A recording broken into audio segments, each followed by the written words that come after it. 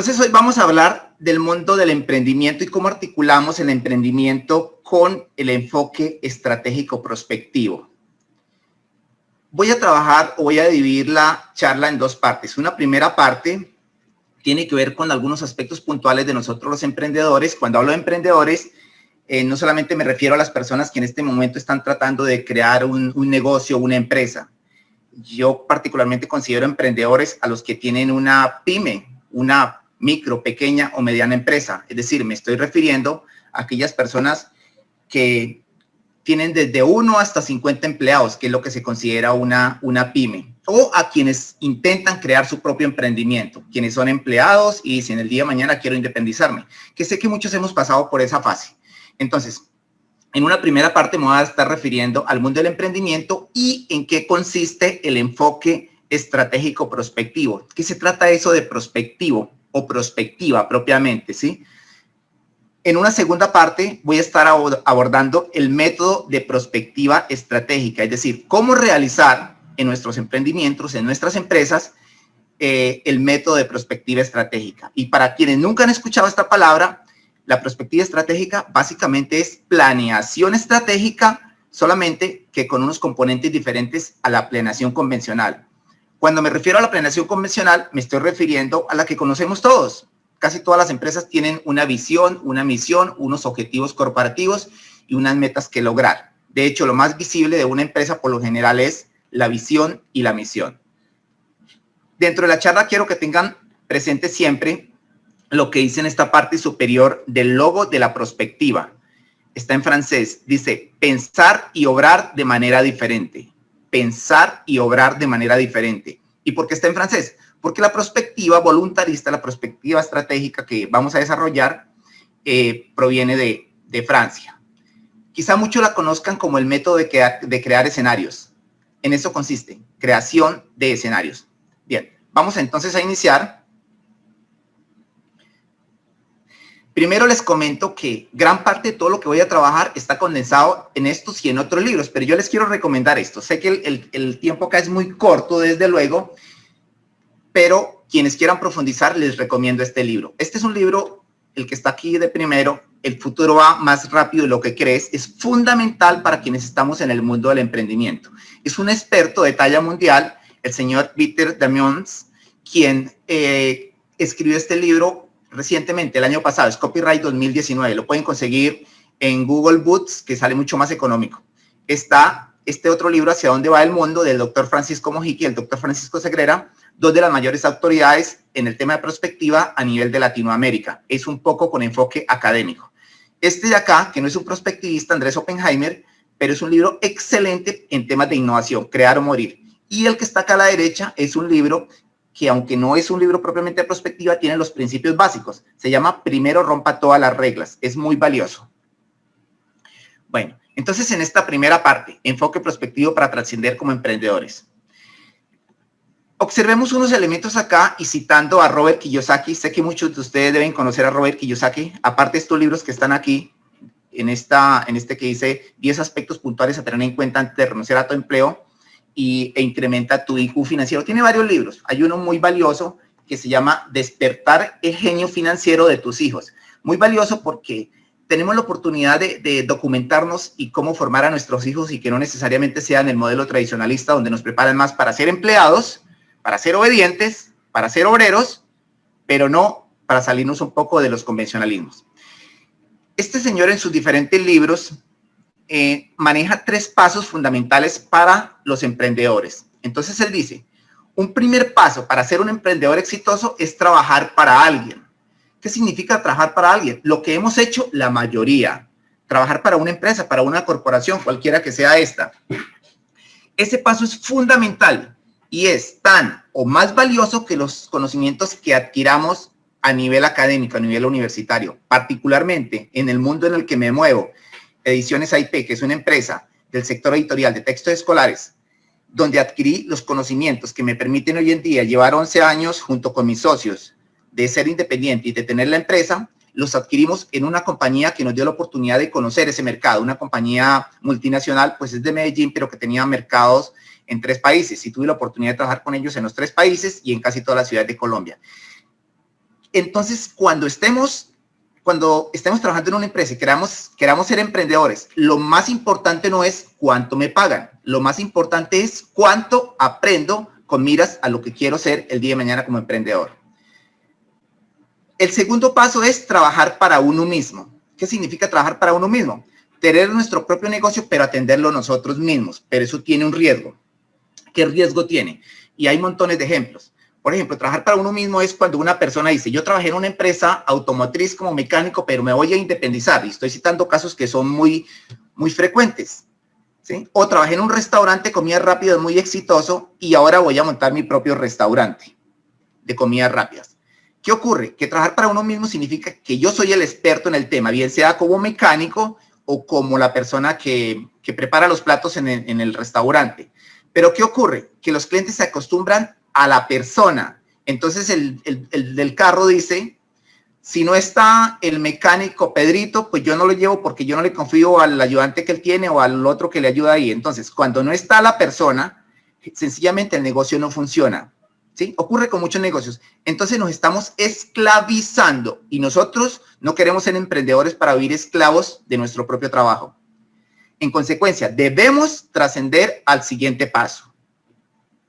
Y el siguiente paso es que alguien trabaje para uno mismo, que alguien trabaje para mí. Digamos que ahí hemos trascendido realmente. ¿Cuáles son las ventajas? Por un lado, estamos dando la oportunidad a otras personas que crezcan y aprendan. Y por otro lado, pues el negocio debe marchar, esté yo o no esté en el negocio. Eso es fundamental. Porque al fin y al cabo, si soy emprendedor y soy exitoso, si soy empresario y soy exitoso, quiero contar con mi tiempo. No tenemos un recurso más valioso que mi tiempo desde mi óptica. El dinero es valioso, pero no es lo más valioso. ¿Para qué queremos dinero si no podemos compartirlo? Partiendo de mis experiencias, si algo valioso que yo realmente resalto mucho en mi trabajo de emprendimiento es que tengo tiempo, por ejemplo, para dedicarme a cosas que me gustan, aparte de estar con la familia, es poder estar en el mundo del baloncesto, que me encanta, que lo practico frecuentemente y que a veces voy a pueblos a jugar campeonatos. Esa libertad se puede tener y es muy valioso. Emprendedores en busca de capital y trascendiendo fronteras. Sé que muchos se preguntan cómo puedo evolucionar en mi emprendimiento. Mire, hablando del tema del capital, un error muy frecuente, porque actuamos de manera muy tradicionalista, es que cuando voy a montar mi emprendimiento, lo primero que hago es recurrir al sector financiero. Voy a los bancos que me financien mi proyecto, pero eso tiene un alto riesgo. Por un lado, estoy pagando unos altos intereses, pero si mi emprendimiento, si mi empresa, microempresa o pequeña o mediana empresa no funciona, en términos de 6 meses, un año, posiblemente estoy yendo a la bancarrota y si se cierra el negocio voy a quedar con una deuda con esas entidades financieras. Entonces, yo les invito a que pensemos de manera diferente. Por un lado, están los fondos de riesgos a nivel nacional e internacional. Aquí en esta parte superior estoy reseñando una empresa que quizás es una de las más conocidas a nivel mundial. Se llama 500 Startups. 500 Startups, ustedes las pueden buscar en internet. Esta queda en California, en Mountain View, que eso es muy cerca a San Francisco, por eso se observa ahí el Golden Gate. Tuve la oportunidad en el 2013 de conocer las instalaciones de esta empresa con una visita empresarial que hicimos con la Universidad Externado de Colombia. Y ellos nos mostraban todos los emprendedores que ellos habían reclutado, por llamarle de alguna manera, de diferentes partes del mundo. Es decir, ellos veían un emprendedor que tenía una idea muy interesante y hasta ahora estaba germinando, ellos la llevaban allá a California y hacían algo muy importante por ellos. Le asignaban una pequeña oficina, le asignaban se llama mentoring, un mentor. Le asignaban un mentor. ¿Y ese mentor qué características tenía? Por un lado, que tuviera acercamiento con la academia, es decir, que fuera docente universitario. Y por otro lado, que fuera empresario. Y ellos no le cobran nada. Sencillamente, si la empresa fructifica, si se hace realidad y es exitosa, ese mentor tiene la oportunidad de tener acciones. Y la empresa, 500 Startups, también tiene derecho a tener unas acciones. Pero desde luego, el gran porcentaje se lo lleva el emprendedor. Eso es valioso. Ustedes pueden acceder y hay muchos.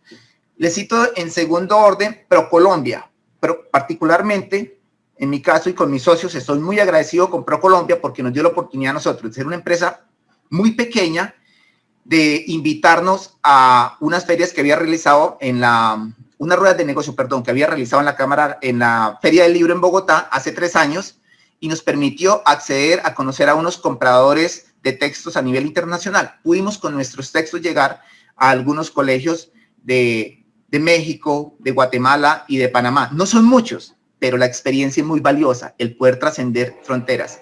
Y desde luego está el Fondo Emprender. Bueno, son varios fondos, no me detengo mucho acá. ¿Por qué debemos planear de manera prospectiva? Observemos este gráfico rápidamente. Cerca del 90% de las empresas en nuestro país pertenecen a las pymes. Pero ¿qué ocurre? Según estas cifras que es de la Cámara de Confecámaras, aquí está, de Confecámaras, de todas las empresas que se crean en el país, que son alrededor de 2.500 por año, al año siguiente subsisten solamente el 70%, significa que han desaparecido un 30% de las organizaciones. A los 5 años subsisten un 35%, han muerto cerca del 65%. Y a los 10 años solamente subsiste entre un 6 y un 7%. ¿Y a qué se debe eso? En su gran mayoría a que no planificamos nuestra empresa, nuestro proyecto. Sencillamente vamos en lo que el día a día nos traiga, ¿sí? Entonces, acá como dice este estudio de la Universidad de los Andes, la Universidad de los Andes, en un estudio que hizo hace cerca de 15 años, dice que el 70% de los empresarios de las MIPYMES no realizan planeación estratégica. Los pocos que sí lo hacen es para un plazo no mayor a un año y es realizado por el dueño familiar de este. Entonces, realmente no tenemos la cultura de planear y desde luego, esa es una muerte casi que segura de nuestras organizaciones. Voy a tener esta primera aproximación al campo de la prospectiva estratégica. Como un marco de referencia, no voy a leer todas las definiciones, pero quiero que tengamos un primer acercamiento a qué consiste, en lo que consiste la prospectiva estratégica como tal. El fundador es este señor acá, que se llama Gaston Berger.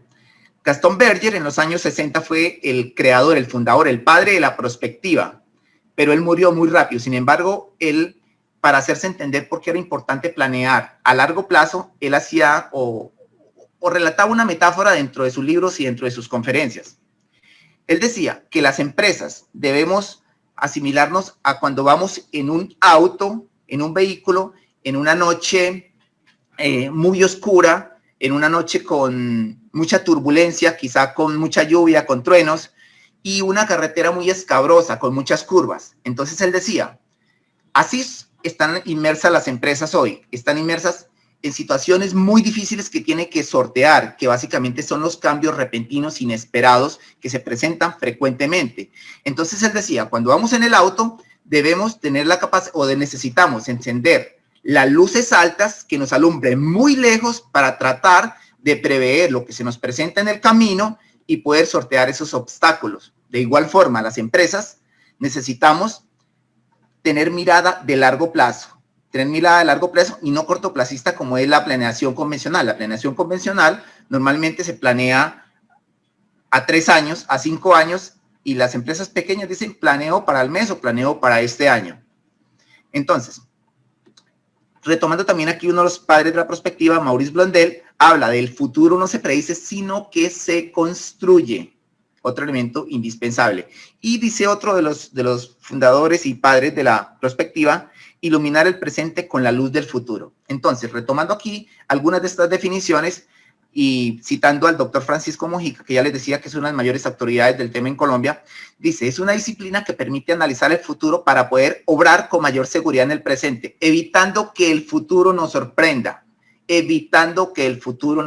Realmente, en nuestro entorno organizacional, en nuestros negocios, se nos presentan diferentes circunstancias y nosotros actuamos como si nada estuviera pasando. Y cuando el futuro nos sorprende es que sencillamente desaparecemos. Si nosotros analizamos el futuro para poder obrar en el presente, nos permite alcanzar ventajas competitivas. Ese es el propósito, alcanzar ventajas competitivas que otros quizás no se han imaginado. Michel Godet nos dice que los conceptos de prospectiva, estrategia y planificación están en la práctica íntimamente ligados. Y dice en esta parte inferior, la prospectiva permite concebir un futuro deseado, así como los medios para alcanzarlo. ¿Qué quiero decir con esta definición de Godet? Que la planeación estratégica y la planeación prospectiva y la planeación estratégica convencional van de la mano. se complementan a sí mismos. No puede uno decir que una es mejor que la otra, porque si nos vamos muy hacia la perspectiva netamente, significa que somos extremadamente soñadores, pero no tenemos los pies sobre la tierra. Y si nos vamos a la planeación convencional, posiblemente pues estamos siendo poco ambiciosos. La perspectiva, para irme a los elementos que la caracterizan, encontramos unos elementos que están acá. Por un lado, se considera como la disciplina del cambio. Se le llama también gestión de la anticipación del futuro. Ciencia de la esperanza también es conocida. Gestión de la incertidumbre y el caos. Y se mueve bajo la teoría de la complejidad. Teoría de la complejidad y teoría del caos. No vamos a profundizar en estos temas, pero ¿qué es teoría de la complejidad? Básicamente que el mundo real en el que movemos, todo tiene que ver con todo y existe una codependencia de diferentes fenómenos tecnológicos, económicos, sociales, culturales, políticos, ambientales, que están impactando a nuestra organización, a nuestra empresa. Dice Edgar Morin, que es uno de los mayores autoridades en tema de teoría de la complejidad, dice, es necesario aprender a navegar en un océano de incertidumbres a través de archipiélagos de certeza. Esa es la realidad. Certezas tenemos muy pocas, todos son incertidumbres. ¿En qué consiste el tema de la teoría del caos? Que es de Edward Lorenz. Edward Lorenz dice que pequeños cambios en el presente significan grandes transformaciones en el mediano y largo plazo. Hay que identificar cuáles son esos pequeños cambios que necesitamos en nuestra organización en el presente para que tengan impacto significativo en el largo plazo. Voy a tomar unas frases aquí muy poquitas directamente de los libros que les he citado anteriormente. Una primera frase es de Berger. Dice, el presente es hijo del pasado, por lo tanto, el futuro es hijo del presente. Es decir, lo que somos hoy fue lo que gestamos ayer. Lo que seamos mañana es lo que estamos gestando hoy. Es decir, ¿cómo queremos que sea ese hijo en el futuro? Otra frase que esta pertenece a Godet. La trayectoria de la historia nunca está predeterminada. Siempre hay otras salidas diferentes. Y otra frase típica que caracteriza la perspectiva es esta. La perspectiva es un mensaje de esperanza para todos los que quieren tomar el destino en sus manos. Imaginar un porvenir diferente es comenzar a cambiar el presente. El sueño hace fecunda la realidad. En esta frase se observa que esta es una ciencia, una disciplina enfocada en ser muy soñadores y ver nuestro entorno con mucho optimismo, con mucho positivismo. Realmente nos invita a ser soñadores. Pero entonces, y como lo dice esta frase acá, que es una frase que sale en la película Invictus, quien no la haya visto la recomiendo, es una película de uno de los mejores directores que es Clint Eastwood, basada en la vida de Nelson Mandela, dice, soy el capitán de mi alma, soy el amo de mi destino. En esencia nos invita a eso la perspectiva. Pero cuando no tomamos el destino en nuestras manos es cuando permitimos que ocurra estas imágenes que observamos acá. Nosotros nacemos totalmente limpios, pero desde pequeñito nos etiquetan. Y eso de alguna forma nos esclaviza y nos ata un poco. Como emprendedores necesitamos salirnos de esos convencionalismos, porque si no, como lo menciona Robert Kiyosaki en todos sus libros, vivimos en la carrera de la rata, le llama él. Una carrera en la que estamos esclavizados y nunca podemos salir. Bueno, y entonces, ¿qué hace este sapito acá? Como que está descontextualizado. No, no está descontextualizado. Tiene que ver con el cambio. Hay un documental excelente que sé que muchos de ustedes han visto. Es frecuente que se le pida a los estudiantes y los que somos profesores también vemos frecuentemente ese documental que se llama Una verdad incómoda. Una verdad incómoda es un documental realizado por Al Gore, que es una de las mayores autoridades en temas de cambio climático y temas medioambientales. Al Gore cita a un experimento que hicieron unos científicos. Los científicos tomaron una ranita en su hábitat natural, es decir, agua en una temperatura al clima, es decir, entre 10 a 20 grados centígrados. La sacaron de allí y la colocaron en una olla con el agua al clima y la colocaron al fuego, pero muy lentamente la colocaron. Entonces el agua se iba calentando extremadamente lento y el sapito, la ranita, no percibía esos cambios. Cuando ya el agua estaba muy caliente, a punto de ebullición, digamos que cerca de los 100 grados centígrados, ya la ranita se empezó a sentir incómoda. Entonces ahí sí trató de salir, pero ¿qué ocurre? Que ya estaba demasiado afectada por el calor del agua. Ya era cayéndose la piel y no tenía fuerzas para salir. ¿Qué nos quiere decir esto? Esta que no es una metáfora en sí, pues porque fue un experimento. Usted lo encuentra en internet con diferentes enfoques. Pero básicamente las personas nos acostumbramos a los cambios así nos haga daño. Entonces, en nuestros negocios, en nuestras empresas, hay ciertos factores que nos están impactando negativamente, pero nosotros no hacemos caso a esos cambios que con el tiempo significa la pérdida de nuestra empresa, de nuestros sueños. Otros aspectos puntuales tomados de los libros de prospectiva y de las autoridades como Godet. Godet cita las actitudes que tenemos los seres humanos frente a la vida y frente a las empresas. Entonces él dice que hay 4 actitudes. Una es actuar pasivamente como el avestruz, como observamos acá. Ustedes observan que el avestruz tiene la cabeza entre la arena. ¿Por qué? Porque los avestruces, y ustedes cuando han visto documentales de animales saben que cuando ellos observan peligro, esconden la cabeza entre el follaje, entre la arena donde pueden. Cree que escondiendo la cabeza y dejando todo el pellejo por fuera no les va a pasar absolutamente nada. Ignoramos los cambios. Segundo, actuar pasivamente, como bombero reactivo, es decir, se nos presenta una dificultad en nuestras vidas o en nuestras organizaciones y buscamos cómo solucionarla. Tercero, ser asegurador preactivo. Esta es una actitud bastante valiosa. ¿Qué significaría en nuestro entorno?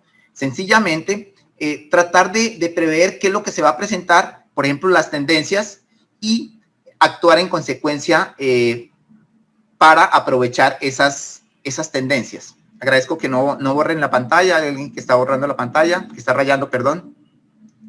Bien, la última y la más interesante, que es la que nos invita a tener todos y que tiene que ver con el campo de la prospectiva, es cómo ser un conspirador proactivo que trata de provocar los cambios. Es decir, si ser proactivo significa prepararse para los cambios, ser proactivo significa generar los cambios.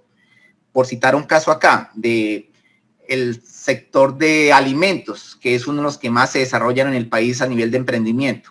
Entonces, actualmente, pues es bastante normal que las empresas oferten las hamburguesas con carne, diferentes tipos de carnes, es normal, y muchos han optado por las carnes veganas, elaboradas a partir en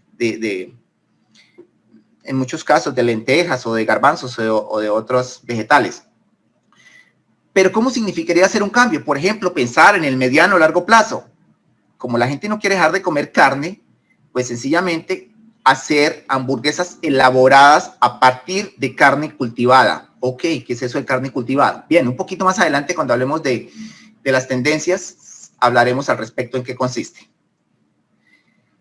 Pero lo importante es tener esa actitud de tener elementos diferenciadores y que signifiquen una ruptura respecto de lo que hemos creado hasta ahora. Ahora, hay gente que se busca elementos distintivos, pero que realmente no tiene nada que ver con ser un conspirador proactivo. Recientemente, y no sé cómo se llama la comida rápida acá en Bucaramanga, que se dio a conocer a nivel nacional porque estaba ofertando a sus clientes una hamburguesa con filamentos de oro. Así como suena estrambótico, pero con filamentos de oro.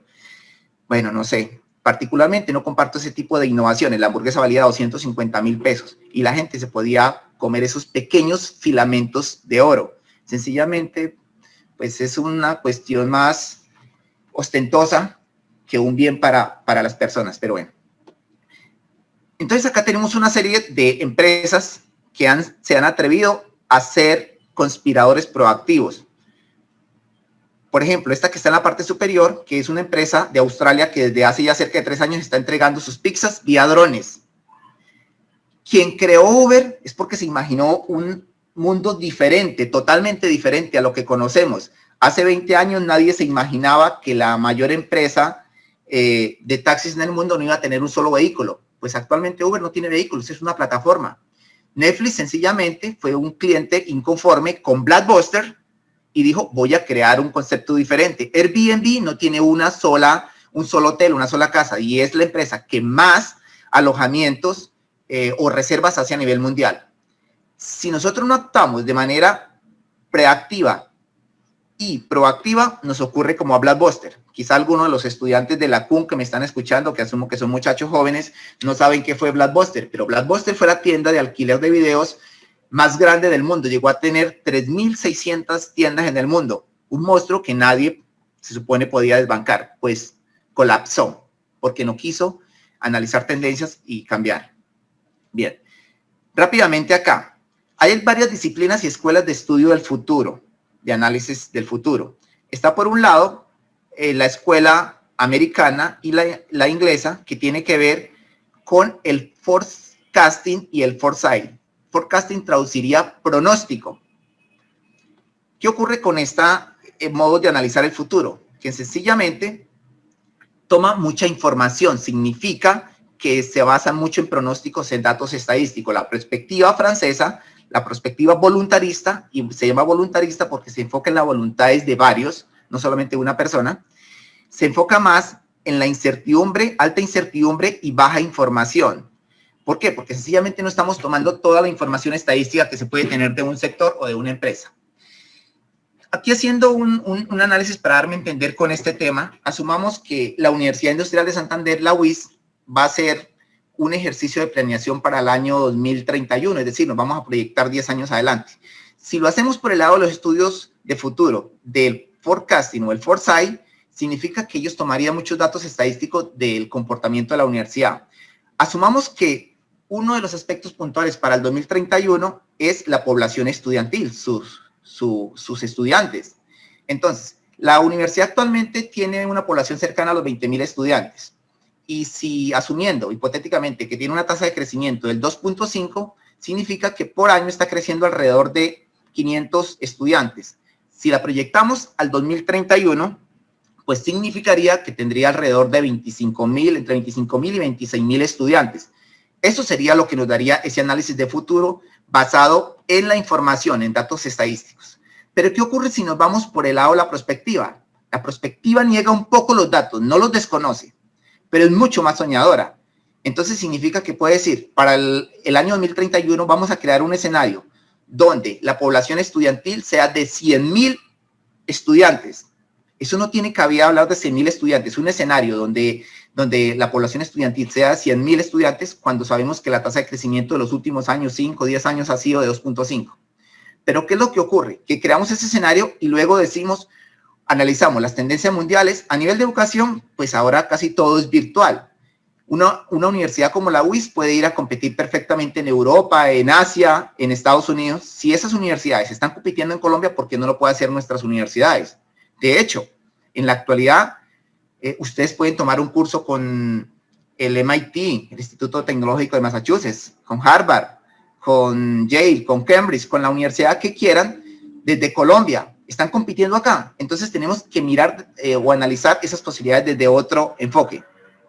Mire, haciendo un comparativo entre la planeación convencional con la prospectiva, aclarando que ambas se complementan, ninguna es mejor que la otra.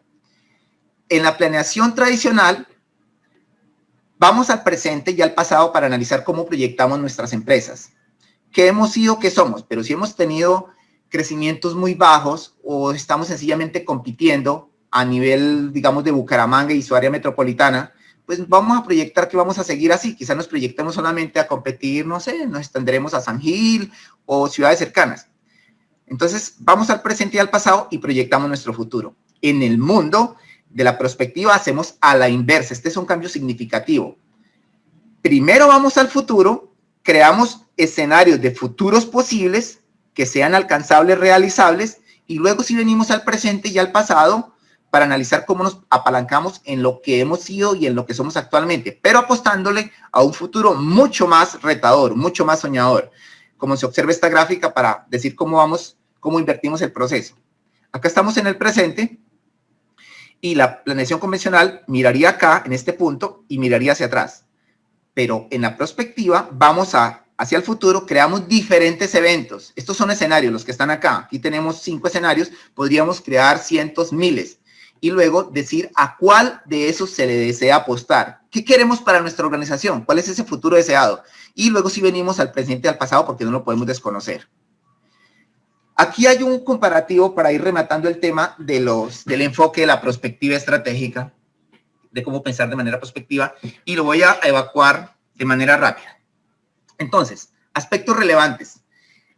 El horizonte temporal, la planeación tradicional es cortoplacista, o de mediano plazo, de 1, 2, 3 años, ¿sí? Incluso en la planeación tradicional hay empresas que planean 3 años, crean su visión, su misión, y han pasado 5 años y no la han renovado. Entonces, me ha ocurrido a mí que llego a instituciones educativas que visito con frecuencia o no necesariamente educativas, donde en la recepción está una placa muy hermosa, muy bonita, que dice nuestra visión, nuestra misión, nuestros valores corporativos. Y estamos en el 2021 y es fácilmente o es frecuente encontrar una placa que dice nuestra visión para el año 2019, 2020, pero si estamos en el 2021, ¿sí? Entonces es muy de corto plazo. La perspectiva es de largo plazo. Yo les recomiendo a ustedes como emprendedores que al menos hagan un ejercicio de 10 años. Traten de proyectarse en 10 años. Cuando uno hace perspectiva a nivel territorial, cuando hablo a nivel territorial es que se hace perspectiva para regiones, para un departamento, para una ciudad, para un país o para una gran organización. Se planea a 15 o 20 años. A nivel de ubicación espaciotemporal, ya les decía que se analiza el pasado y el presente, y acá en la perspectiva se analiza o se crea un escenario deseado del futuro y se emprenden las acciones para hacerlo realidad. A nivel de quienes la elaboran, en la planeación convencional está muy centralizada, es decir, es elaborada por el dueño de la empresa, un departamento pequeño o los familiares. Entonces es la visión de esa persona solamente. En el caso de la prospectiva es voluntarista, busca integrar a los diferentes actores sociales o como se llama en la academia, los stakeholders. Entonces acá buscamos involucrar a clientes, proveedores, distribuidores, empleados, muchos actores que se ven involucrados. La metodología tiende a ser la tradicional un poco rígida e inflexible y con objetivos medianamente retadores, realmente no es tan ambiciosa. Acá no, en la prospectiva es totalmente diferente, es flexible, inspiradora y altamente retadora. Digamos que son unos elementos que caracterizan. Flexible, inspiradora. Es decir, que si creamos un escenario, tiene que ser algo que sea supremamente retador e inspirador, de tal forma que los empleados, los diferentes grupos de interés, los accionistas, los dueños, distribuidores, digan, vale la pena apostarle en 10 años a este escenario al que quiere llegar la empresa. Y los principios, en este caso la convencional, se basa en los pronósticos estadísticos. Acá, en la prospectiva, se guía por las megatendencias mundiales, identificando factores de cambio. En resumen, este cuadrito inferior, la prospectiva es ¿qué puede ocurrir? La estrategia, ¿qué podemos hacer? Y la perspectiva, la estratégica, que sería la unión de las dos, ¿qué vamos a hacer? El cómo. Bien, voy a abordar la segunda parte de esta charla y tiene que ver propiamente con el método.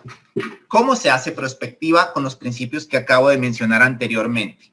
Desde luego, va a ser algo muy rápido porque la prospectiva requiere tiempo. Son 7 fases del modelo prospectivo, pero voy a mostrarles acá incluyendo o mostrándole unos ejemplos en los softwares, en las aplicaciones, porque esas son las características de la prospectiva estratégica, que nos apoyamos en la tecnología, no solamente en una matriz DOFA o en una matriz de PCI, perfil competitivo, elaborada en un Excel. Vamos a utilizar unas aplicaciones. Bien, entonces, frente al método, lo primero que quiero relacionar es en qué consiste el método de escenarios. Ustedes actualmente escuchan a muchos líderes de opinión, periodistas, políticos que hablan el escenario deseado o creemos que el escenario que se va a presentar o le apostamos a un escenario. Es frecuente escuchar ese tipo de expresiones porque se habla en términos de escenarios, ¿sí? Entonces los escenarios son la representación de futuros posibles, visiones anticipadas de futuros que se pueden aceptar.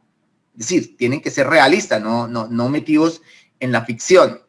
Los escenarios es una metodología basada en la creación de historias. Digamos que una historia, un escenario equivaldría de alguna forma a una visión, solamente que es un poco mucho más inspiradora. Bien, voy con el primer paso, tiene que ver con el estado del arte. Recuerden que solamente un brochazo lo que voy a dar en estos pasos. El estado del arte. El estado del arte, que es la primera fase, tiene que ver con conocer la empresa y su entorno competitivo.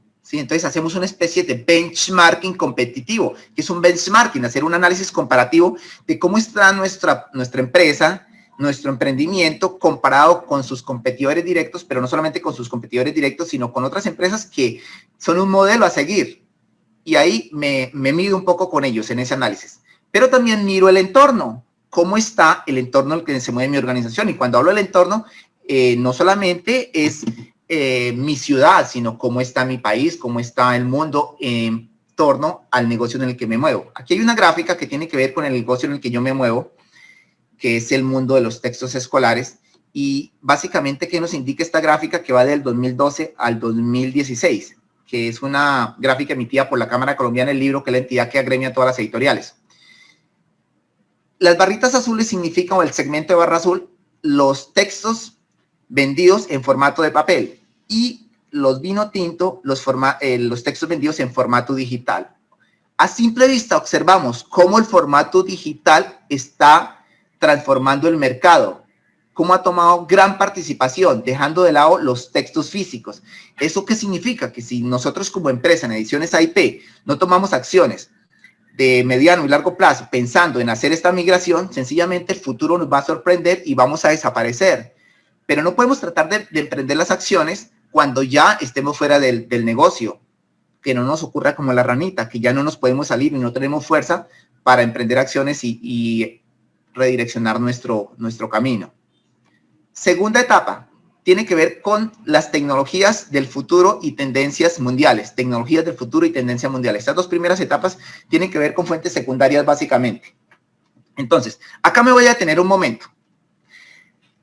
Lo primero que se hace es construir una matriz de cambio. ¿Y una matriz de cambio qué es? Identificar las tendencias o los cambios esperados. Con base en esas tendencias decimos cuáles de esas tendencias nos crean cambios que nos generan ciertos temores y cuáles serían los cambios que nosotros anhelamos de acuerdo a lo que observamos que se va a presentar, de acuerdo a esas tendencias. Y esta columna es altamente prospectivista porque nosotros podemos plantearnos sencillamente acciones para enfrentar esos posibles cambios o para nosotros crear una ruptura o una bifurcación del cauce normal.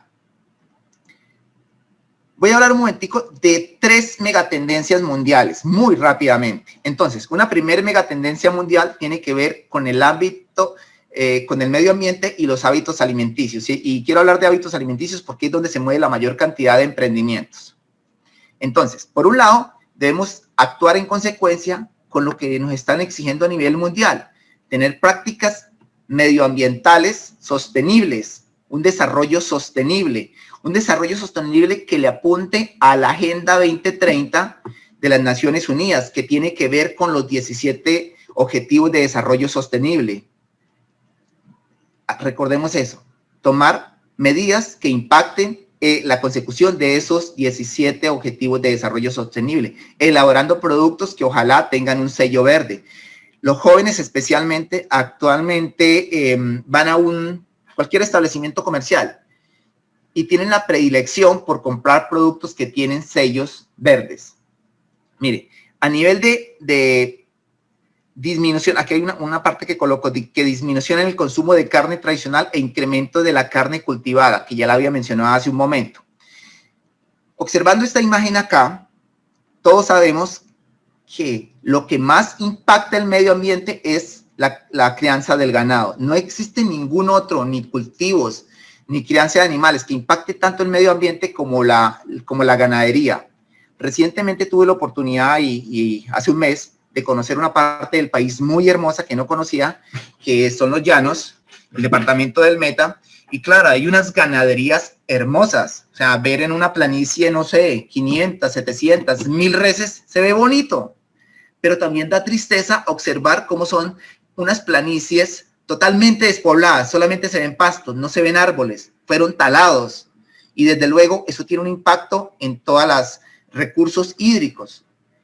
Ustedes saben que el ganado es quien más genera el CO2, es decir, un impacto grandísimo. Entonces tenemos que pensar en qué es lo que viene hablando de tendencias mundiales. Esto que ustedes observan acá es una hamburguesa elaborada a partir de carne cultivada. ¿Qué es carne cultivada? pues es carne de animal, pero no con un animal que sea sacrificado, y eso es importante tenerlo presente. Digamos que existe una corriente a nivel mundial de protección de los animales muy valiosa, y digamos que estos grupos ambientalistas tienen mucho poder y están logrando que se cambie el cauce normal de ciertas prácticas empresariales. Entonces, esta carne fue cultivada en un laboratorio, como observamos en esta gráfica que está acá. Fue cultivada en un laboratorio sin tener que sacrificar un animal. El sufrimiento de los animales es lo que más se defiende.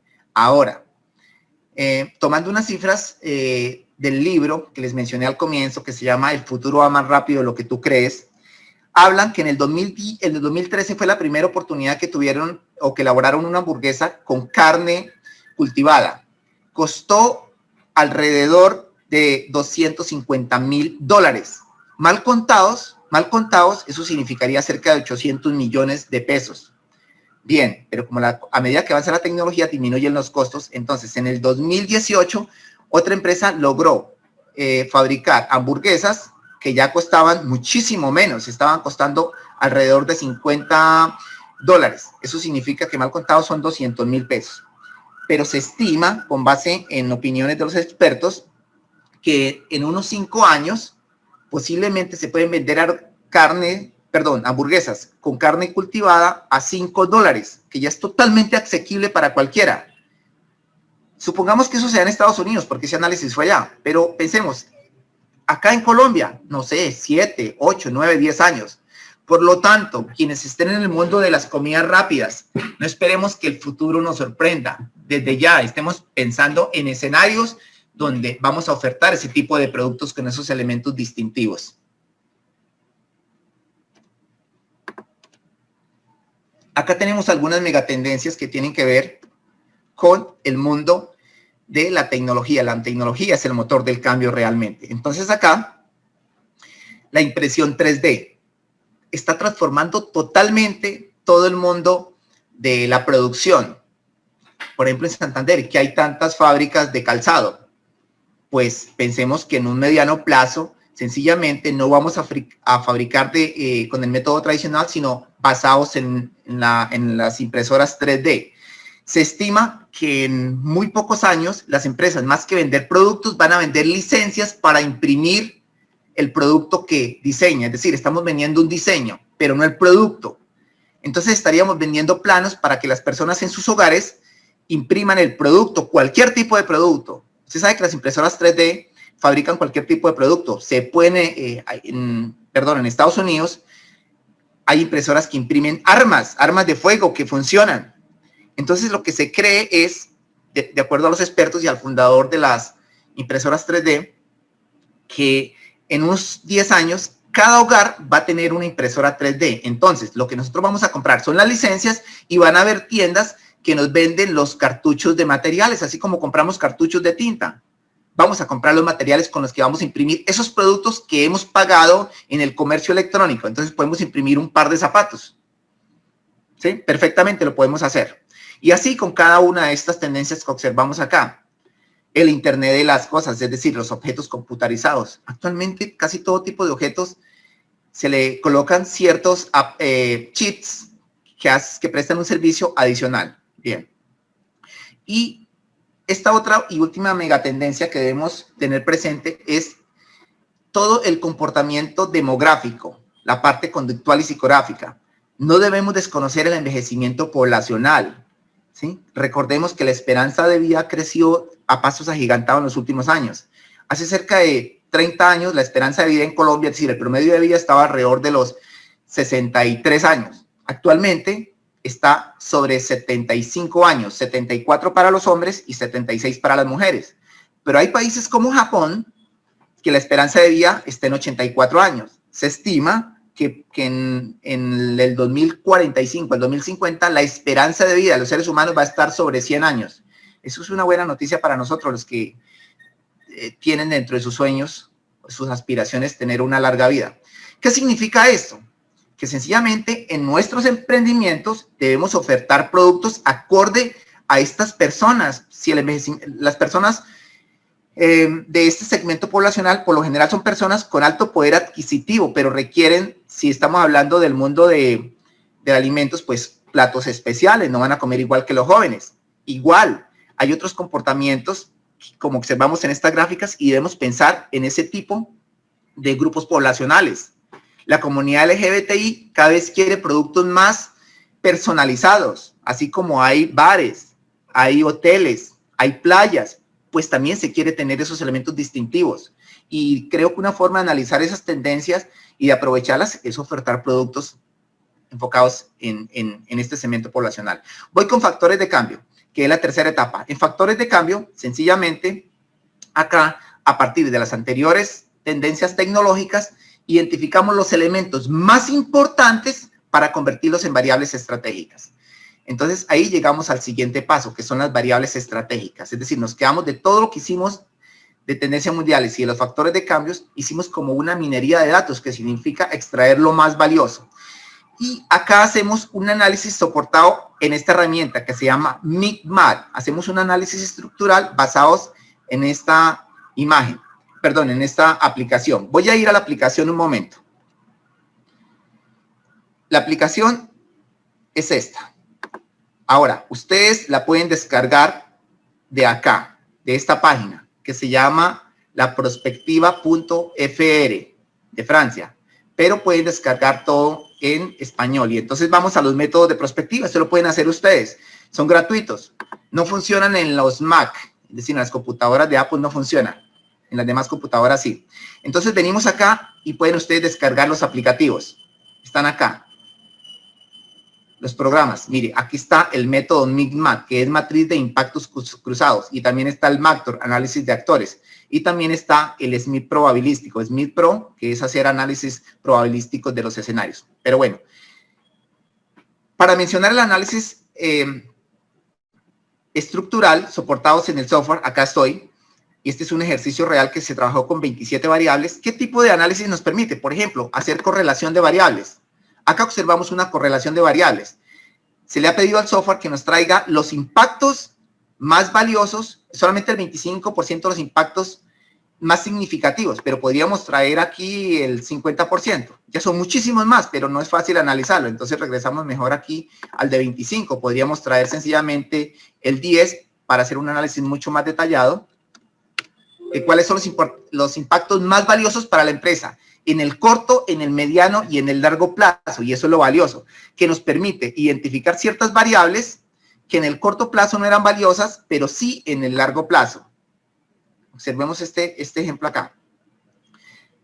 Ustedes alcanzan a observar ahí estas variables que están identificadas con la línea verde. En primera instancia, en el corto plazo, no eran tan relevantes. Por ejemplo, esta variable, que es hacer alianzas con multinacionales de plataformas web. Este es un análisis a nuestra empresa, textos escolares. Entonces, en el corto plazo, este fue un ejercicio realizado en el 2013, estaba en el puesto 25, pero los análisis prospectivos soportados en el software nos dice que pasa a ser una de las más importantes en el largo plazo. Entonces, con base en esas variables, creamos nuestros escenarios de largo plazo. Regreso acá a mi presentación. Entonces, ahí se hace ese análisis estructural soportado en teoría de la complejidad y teoría del caos que ya le mencionaba. La siguiente fase es el juego de actores sociales. También voy a ir un momento al software. Es decir, cuando ya tenemos las variables identificadas, hacemos cómo se comportarían los actores frente a esas variables que hemos identificado como valiosas en el largo plazo. Entonces, acá vengo a este análisis. Acá estoy en el MACTOR, que es análisis de actores básicamente. Acá, es un ejercicio académico, pero aplicado a una empresa real, observamos cuál es el poder de los diferentes actores que se identificaron. Aquí se está trabajando con 11 actores, pero miren algo importante en este ejercicio. El actor más importante para esta empresa, que es una empresa del sector de marroquinería, ellos comercializan cueros. El actor más importante se llama proveedores internacionales. No es normal que los proveedores sean los actores más importantes. Lo normal es que los clientes sean los actores más importantes. Y los empleados, y los accionistas, y las entidades estatales, como los ministerios, las secretarías. Pero en este caso, se identificó que este es el actor más poderoso. ¿Por qué? Porque esta empresa importa absolutamente todos sus productos de un proveedor chino, de un proveedor que está justamente en Hong Kong. Todo importa allá. ¿Qué ocurre si en Hong Kong, por tantas situaciones políticas que hay actualmente allá complejas, no pueden importar sus materiales? Pues sencillamente tiende a desaparecer porque no tiene un plan B de otros proveedores. Entonces se analiza unas posibles vulnerabilidades que tiene la empresa.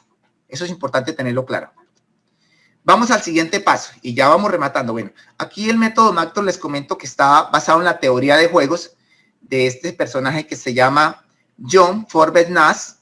Quienes los quieran consultar, John Forbes Nash fue ganador del Nobel de Economía en los años 90. Sobre él hay una película muy interesante que se llama Una mente brillante. Quien la quiera ver la puede observar, pero está soportado en esos elementos de teoría del juego. Voy con la penúltima fase, que son la construcción de los escenarios. Observemos que solamente hasta la parte final vamos a crear escenarios. Entonces, regresando acá, escenarios se analizan en este software, en esta aplicación. Pero primero les muestro en qué consiste un escenario, porque es lo que más caracteriza la perspectiva estratégica. Este es un ejercicio también académico, pero aplicado a una empresa real. ¿Sí? Un ejercicio de estudiantes de la UIS, lo aplicaron a una empresa que se llama D. Jones, que ya tiene como 30 años en el mercado, pero está, digamos, muy convencional en su administración. Entonces, acá, soportados en unos direccionadores de futuro, por un lado hay un direccionador que se llama posicionamiento en el mercado y este eje horizontal o eje X se llama innovación y tecnología. Creamos planteamos en estos ejes de Peter Schwartz, que así se llaman, 3 de los escenarios más atractivos y sencillamente se colocan diferentes rutas de cómo alcanzar el escenario y se le consulta a expertos. Pero voy a hacer una síntesis de cómo se relata el escenario, que es el escenario número 3, cómo partiendo desde el hoy para llegar al año 2030. Y el relato dice así, no lo voy a leer todo. Transcurre el año 2030 y Calzado D. Jones, además de estar posicionada en Colombia como una de las 5 mejores empresas en calzado para dama, ha logrado ingresar a 10 países revolucionando el mercado con sus tendencias. Un 50% de nuestros productos son elaborados con materiales inteligentes y ecoamigables. Sigo por aquí lo que está resaltado. Ahora un 50% de nuestra producción se realiza por medio de impresión 3D y más abajo dice, se ha logrado que el 70% de todas las ventas sean por medio del e-commerce. Ellos no tienen actualmente e-commerce, no tienen actualmente impresión 3D, no están sino compitiendo en Santander especialmente y quizá algo fuera creo que nada fuera del país. Pero mire, esta es una síntesis sencilla del escenario. ¿Cómo se hace un relato de futuros posibles? Claro, es muy retador, es muy ambicioso, pero vale la pena apostarle. Sí, aquí está el escenario elegido, la ruta para alcanzarlo y está el escenario completo. Luego vamos y nos preguntamos cuál sería la probabilidad de ocurrencia de ese escenario y para eso vamos aquí al software. Entonces, observamos acá que nos trae los diferentes escenarios, depende de una fórmula que no me voy a detener en ello y a partir de un sistema binario probabilístico donde el software nos analiza la probabilidad de ocurrencia de cada uno de los escenarios. Aquí hay cerca de 64 escenarios. ¿Por qué 64? Porque trabajamos sencillamente con 6 variables y la fórmula es 6 a la 2. Entonces, si trabajamos con 5 escenarios, nos daría 32. Si trabajamos con 4, nos daría 16 escenarios. Y este software nos analiza qué tan probable es que se alcance el escenario deseado. Y también nos dice otros elementos como, por ejemplo, acá, cuáles son las variables que más influencia tienen sobre las demás para que el escenario se haga realidad. Bien, regreso acá a la presentación para ir rematando. Una vez tengamos el escenario elegido, ¿sí? Es decir, si el nivel de probabilidad es muy bajo, pues sencillamente podemos hacerle algunos ajustes al escenario para que sea un poco menos retador. Y llegamos a la última fase, que son las estrategias y proyectos. Con esto remato. Las estrategias y proyectos se suele crear una plantilla, una rejilla, donde se relacionan las acciones de cómo hacer realidad ese escenario al que la empresa decidió apostarle. Se pueden crear fácilmente 15, 20 acciones Y a estas acciones sencillamente se invita a que se analice el nivel de gobernabilidad, es decir, qué tanto control tiene la empresa sobre ellos y el tiempo estimado en el transcurso del horizonte temporal, es decir, 10 años, ¿cuándo estarían planteadas ahí? Van a haber acciones que quizá van, por ejemplo, del 2021 al 2031, si estamos haciendo un ejercicio hoy, pero hay otras que iniciarán en el 2027, en el 2030, pero lo importante es que desde ya estemos pensando cuándo las vamos a hacer realidad. Por último, ya, mi recomendación para los emprendedores cuando vayan a las acciones estratégicas. Utilicen estrategias de valor compartido. ¿Qué es valor compartido? Y esta es una propuesta de Porter, Michael Porter, que es el mayor gurú en temas de estrategia a nivel mundial, a nivel de estrategia convencional. Valor compartido es que no solamente pensemos en los accionistas, que es un error grandísimo. Pensemos en generar bienestar, desarrollo y que las personas trasciendan todos los que hacen parte de la organización, los empleados, los clientes, los distribuidores, todos. Otra invitación cuando estén planteando acciones estratégicas es que recurran a los principios que mencionan estos dos autores, René Mudberg y Chan Kim, que es un coreano. Ella es una australiana. ¿Qué dicen ellos? Atrevámonos a competir en sitios diferentes. Este gráfico acá nos dice que la mayoría de empresas se enfocan donde hay compradores, pero ¿eso qué significa? Porque son clientes muy exigentes, tienen mucho poder y significa mucho desgaste a nivel económico y posiblemente poca rentabilidad. Entonces nos invita a que lleguemos a estos posibles clientes que se rehúsan a comprar o a consumidores inexplorados, quienes no están consumiendo el producto. Es una invitación a que saltemos donde todos están compitiendo a un espacio donde la competencia es irrelevante. Eso es lo más importante. Y acá, en otras de las estrategias de Porter, que él menciona 3, liderazgo en costo, liderazgo en diferenciación y focalización, ¿cuáles les recomiendo? Yo no recomiendo mucho competir por costos bajos, porque la mayoría de emprendedores compiten por costos bajos y sencillamente crean una cadena de miseria. Una cadena de miseria es que no se generan grandes utilidades y eso significa pues que el negocio no va a funcionar. Es preferible buscar elementos distintivos, diferenciación para no tener que competir con precio y sobre todo, enfocarse en un nicho o un enfoque o alta concentración, como se llama acá, un nicho de mercado específico, se llama también alta segmentación. En nuestro caso de nuestra empresa, nosotros no competimos en todas las áreas que se trabajan en los colegios, competimos única y exclusivamente en el área de educación artística. Es la que conocemos un poquito junto con mis socios y es donde no todos compiten ahí. No podemos enfrentar a unos monstruos gigantescos que existen.